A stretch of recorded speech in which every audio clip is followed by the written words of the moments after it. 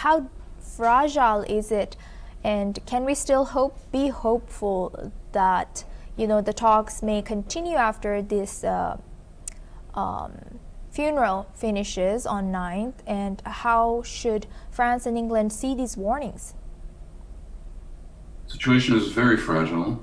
We can certainly hope, I'm not sure we should hope, that these talks should conclude the way they are currently headed, and France and England should wake up and understand who they're dealing with, basically, because they have appeared to be a little confused.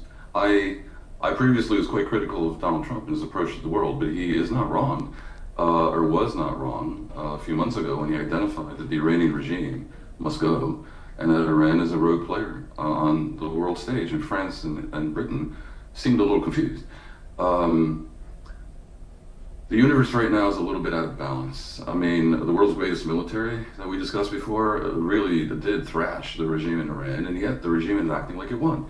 And it's acting like it won because the biggest brawn in the world, America, seemed to not have the biggest brain in this case, and didn't understand or didn't foresee the eminently foreseeable contingency that Iran will block the Strait of Hormuz. And then since markets seized up, they panicked and ended up signing a complete capitulation deal. And the Iranians are obviously celebratory about this and throwing their weight around and now threatening Britain and France. I think they may be pushing the envelope a little bit too far.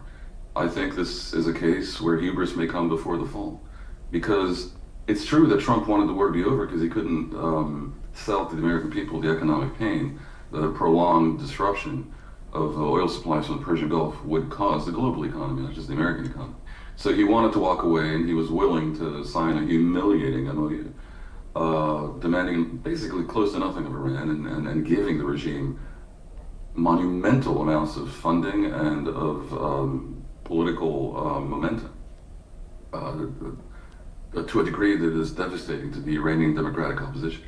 He was willing to do that, but the Iranians are flirting with making him look completely ridiculous, and now they're threatening America's allies as well. And there's a point where that becomes more politically damaging than resuming the war. So what I'm seeing as a possibility is that they will extend the 60 days of negotiation in order to get past the midterms and buy time, without actually signing a deal that hands Iran $300 billion and who knows what all else, and abdicates any demands that it sees spreading proxy militias around the region to undermine the Arab countries and all the other bad things Iran is doing. I think they won't sign a deal, potentially. Extend the talks. Get past the midterm elections in the US, which is what Trump is actually worried about, and then become more bellicose and actually threaten to resume the war in a position where the US is maybe has greater freedom of action because the US administration no longer is afraid of the voters. Doesn't sound very democratic, but that might actually be more aligned with America's interests, the world's interests, the Middle East's interests, and the Iranian people's interests. Thank you very much, as always, for joining us today, Mr. Perry, and sharing that insight.